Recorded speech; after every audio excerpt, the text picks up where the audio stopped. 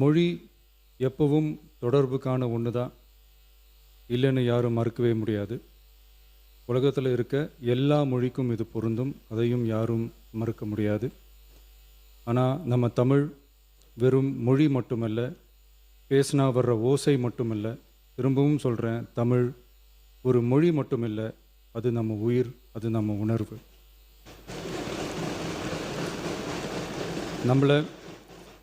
நம்மளை பெற்ற தாயை அம்மானு சொல்கிறப்பெல்லாம் பாசமும் சொந்தமும் நம்மளை அறியாமலே உயிரா உறவா உணர்வா தானாக உள்ளுக்குள்ளே தோணும்ல. அதே மாதிரி ஏன் இன்னும் ஒரு படி மேலே போயே சொல்லலாம், தமிழ்னு சொன்னாலே எப்படி இருக்கும், என்ன ஆகும்னு சொல்லவா வேணும். தாய் எப்படி ஒரு மிகப்பெரிய புனிதமோ அப்படி தாங்க தாய்மொழியும். அதுலேயும் நம்ம தாய்மொழி தமிழ்மொழி இப்படி சொல்கிறதே போதும், எல்லாருக்கும் நம்ம தாய்மொழி உணர்வை பற்றி புரியும்னு நினைக்கிறோம். நம்ம தாய் நமக்கு மிகப்பெரிய புனிதம்னா நம்ம எல்லாருக்குமான தமிழ் தாய் பற்றி சொல்லவா வேணும். தாயை போற்றுகிற வாழ்த்துகிற தமிழ்நாட்டு மண் தமிழ்தாய் வாழ்த்து எப்படி விட்டுரும்? விடவும் மாட்டோம். மாண்புமிகு பேரவைத் தலைவர் அவர்களே, நம்ம தமிழ்தாய் வாழ்த்த 1891 எழுதின மனோன்மணியம் சுந்தரனார் நம்ம தமிழ் மொழியவே தமிழ் தாய்னு சொல்லி உயர்வா பாடினார். இந்திய துணை கண்டத்தை இந்திய ஒன்றியத்தை அழகிய முகமாக சொன்ன மனோன்மணியம் சுந்தரனார் அந்த முகத்தோட நெத்தியில் வைக்கிற பொட்டு தான் திலகம் தான் தமிழ் நாடுன்னு சொன்னார். இந்தியாவோட நெற்றியில் இருக்கிற பொட்டு மாதிரி ஒரு வெற்றி பொட்டு தான் நம்ம தமிழ்நாடு. அந்த பொட்டோட நறுமணம் உலகம் பூரா பரவுற மாதிரி தமிழோட புகழும் உலகம் பூரா பரவணும்னு சொன்னார். உண்மைதானே அது? இன்னைக்கு தமிழ் பேசுகிற மக்கள் இல்லாத நாடுகளே ரொம்ப குறைவு தானே. தமிழும் தமிழனும் இல்லாத நாடு எது? திரும்பவும் சொல்லலாம், தமிழ் ஒரு மொழி மட்டுமல்ல, அது ஒரு பண்பாடு, அது ஒரு நாகரிகம், அது ஒரு சிந்தனை, அது ஒரு அன்பு. தமிழ்னா விருந்தோம்பல், சுருக்கமாக சொன்னால் தமிழ்னா கெத்து, தமிழ்னா பவர். அந்த தமிழோட புகழ சொல்கிற தமிழ்தாய் வாழ்த்தில் அனைத்து உலகமும் இன்பமுறன்னு சொல்லி உலகத்தையே நம்ம தமிழை உயர்த்தி பிடிக்குதே தவிர எந்த மொழியையும் எந்த மதத்தையும் எந்த இனத்தையும் ஏன் எந்த ஒரு தனி மனுஷனை கூட தாழ்த்தி பேசலை, யாரையும் கொஞ்சம் கூட காயப்படுத்தலை. மாண்புமிகு பேரவைத் தலைவர் அவர்களே, நம்ம ஒவ்வொருத்தருக்கும் தனித்தனியாக ஒரு பேர் இருக்கும். ஒரு கூட்டத்தில் நம்ம பேரை சொல்லி யாரும் கூப்பிட்டா நாம் ஒருத்தர் மட்டும்தான் திரும்பி பார்ப்போம். ஆனால் தமிழ்னு சொன்னால் ஒட்டு மொத்தமாக நாம் எல்லாருமே திரும்பி பார்ப்போம்ல. அப்படி நம்ம எல்லாருக்கும் இருக்கிற பொது பேர் தானே அது. நமக்கு தமிழ்னு அடையாளத்தை கொடுத்ததே தமிழ் தானே. ஒரு பேரே, ஒரு சொல்லே, ஒரு மிகப்பெரிய வரலாறுனா அது நம்ம தமிழ் தான். அந்த தமிழை உயர்த்தி பிடிக்கிற தமிழை பின்னாடி தள்ளினா தமிழ்நாடு எப்படி பொறுத்திருக்கும்? ஒரு கட்சிக்கு பிரச்சனைனா சம்பந்தப்பட்ட அந்த கட்சி மட்டும்தான் போராடும். ஆனால் தமிழ்னு சொன்னால் ஒட்டுமொத்த தமிழ்நாடும் ஒன்றா வந்து நிற்கும்.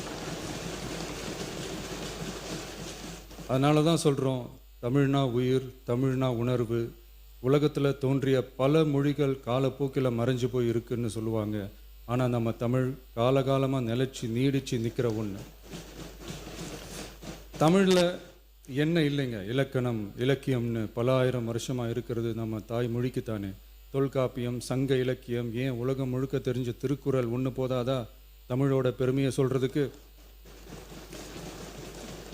இவ்வளவு பெருமை கொண்ட தமிழ் மொழியோட ஒரு அடையாளம் தான் நம்ம தமிழ்தாய் வாழ்த்து. ஒட்டுமொத்த இந்தியாவோட பன்முகத்தன்மையை உயர்த்தி பேசுகிற தமிழ்தாய் வாழ்த்து நம்ம ஊரில், நம்ம தமிழ்நாட்டில் முதல் இடத்துல தான் இருக்கணும். நம்ம இந்திய அரசியல் சாசனமே ஒவ்வொரு மாநிலத்தோட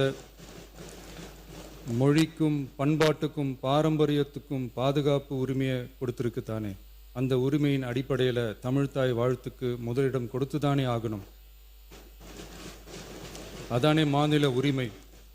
அப்படிப்பட்ட தமிழ்தாய் வாழ்த்து தான் 1970 நவம்பர் 23 முதல் அரசு விழாக்களில் முதல்ல பாடணும்னு சொல்லி ஒரு அரசாணையை போட்டு அந்த செயல்பாட்டுக்கு வந்துச்சு. அதுக்கப்புறம் 2021 டிசம்பர் 17 முதல் மாநில பாடலா அங்கீகாரம் வழங்கப்பட்டுச்சு. அனைத்து கல்வி நிறுவனங்கள், பல்கலைக்கழகங்கள், அரசு அலுவலகங்கள், பொதுத்துறை நிறுவனங்கள் உள்ளிட்ட பொது அமைப்புகளோட நிகழ்ச்சிகளில் தமிழ்த்தாய் வாழ்த்து கட்டாயம் பாடப்படணும்னு அரசாணையும் இருக்குது. 2026 ஜனவரி மாதம் 28 ஒன்றிய அரசோட கடிதத்தில் அரசு விழாக்களில் பின்பற்ற வேண்டிய சில நடைமுறைகள் வெளியிடப்பட்டது. அந்த ஆணையில் மாநில பாடல் பற்றி எந்த வழிமுறையும் இல்லாமல் இருந்துச்சு.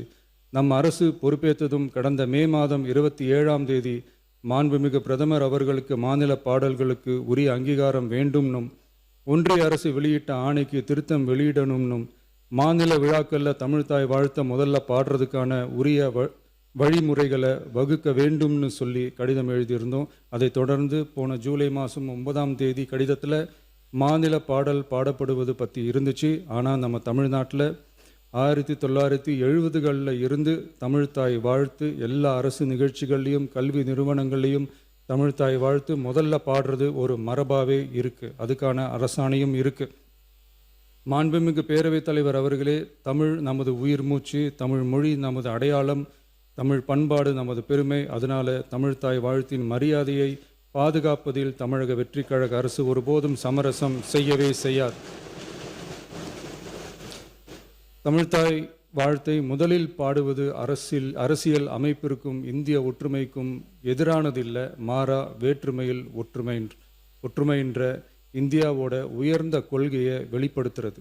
மேலும் தமிழ்த்தாய் வாழ்த்தை முதல்ல பாடணும்னு சொல்கிறது அரசியல் சம்பந்தமான விவாதமாக மாறணுங்கிற அவசியமே இல்லை. இது தமிழர்களின் பொது அடையாளம். நம்மை வேறுபடுத்துவதல்ல, ஒன்றிணைப்பது. மாண்புமிகு பேரவைத் தலைவர் அவர்களே, தமிழ்த்தாய் வாழ்த்தின் கண்ணியத்தையும் தமிழின் தொன்மையையும் தமிழர் பண்பாட்டின் பெருமையையும் பாதுகாக்கும் இந்த உயரிய பணியில் இந்த சட்டமன்ற பேரவையில் உள்ள அனைத்து உறுப்பினர்களும் கட்சி வேறுபாடுகளை மறந்து ஒன்றிணைந்து அனைத்து கல்வி நிறுவனங்கள், பல்கலைக்கழகங்கள், அரசு அலுவலகங்கள், பொதுத்துறை நிறுவனங்கள் உள்ளிட்ட பொது அமைப்புகளின் நிகழ்ச்சிகளிலும் தமிழ்த்தாய் வாழ்த்து கட்டாயமாக முதலில் பாடப்பட வேண்டும் என்று கொண்டுவரப்படும் இந்த தீர்மானத்திற்கு அனைவரும் ஆதரவு வழங்க வேண்டும் என கேட்டுக்கொள்கிறேன். தமிழ்த்தாய் வாழ்த்து தொடர்பான அரசினர் தீர்மானம். தமிழ் உலகின் தொன்மை வாய்ந்த செம்மொழியாகவும், தமிழர் நாகரிகம் உலகின் மிக பழமையான பண்பாட்டு மரபுகளில் ஒன்றாகவும் திகழ்வதை பேரவை பெருமையுடன் பதிவு செய்கிறது.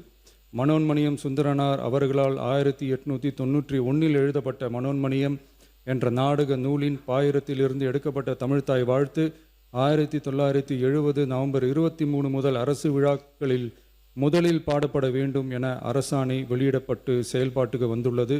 2021 டிசம்பர் 17 முதல் மாநில பாடலாக அதிகாரப்பூர்வ அங்கீகாரம் வழங்கப்பட்டு தமிழ்நாட்டில் அமைந்திருக்கும் அனைத்து கல்வி நிறுவனங்கள், பல்கலைக்கழகங்கள், அரசு அலுவலகங்கள், பொதுத்துறை நிறுவனங்கள் உள்ளிட்ட பொது அமைப்புகளின் நிகழ்ச்சிகளிலும் நிகழ்வு தொடங்குவதற்கு முன் தமிழ்த்தாய் வாழ்த்து கட்டாயம் பாடப்படும் என்று ஆணையிடப்பட்டுள்ளது. இந்நிலையில் ஒன்றிய அரசின் உள்துறை அமைச்சகத்தால் 2026 ஜூலை மாதம் 9 கடிதத்தில் மாநில பாடல் பாடப்படுவது குறித்து தெரிவிக்கப்பட்டுள்ளது. தமிழ்நாட்டில் 1970களில் இருந்து அனைத்து அரசு நிகழ்ச்சிகளிலும் கல்வி நிறுவனங்களிலும் தமிழ்த்தாய் வாழ்த்து பாடல் முதலில் பாடப்படுவது மரபுத்தன்மையாகவும் அரசாணைகளின் வாயிலாகவும் பின்பற்றப்பட்டு வருகிறது. ஆகவே தமிழ்த்தாய் வாழ்த்து தமிழ் மொழிக்கும் தமிழர் பண்பாட்டிற்கும் செலுத்தப்படும் மரியாதையின் வெளிப்பாடாகும் என்பதை இப்பேரவை வலியுறுத்துகிறது. இந்திய அரசியலமைப்பு வழங்கியுள்ள மொழி மற்றும் பண்பாட்டு உரிமைகளின் அடிப்படையில் தமிழ்நாட்டின் பண்பாட்டு அடையாளத்தை நிலைநிறுத்தும் வகையில் தமிழ்நாட்டில் அமைந்திருக்கும் அனைத்து கல்வி நிறுவனங்கள், பல்கலைக்கழகங்கள், அரசு அலுவலகங்கள், பொதுத்துறை நிறுவனங்கள் உள்ளிட்ட பொது அமைப்புகளின் நிகழ்ச்சிகளிலும் நிகழ்வு தொடங்குவதற்கு முன் தமிழ்த்தாய் வாழ்த்து கட்டாயம் முதலில் பாடப்பட வேண்டும்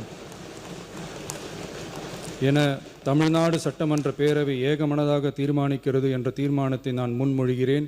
அனைத்து கட்சிகளை சார்ந்த உறுப்பினர்களும் இந்த தீர்மானத்தை ஒருமனதாக நிறைவேற்றி தர வேண்டுகிறேன். நன்றி, வணக்கம்.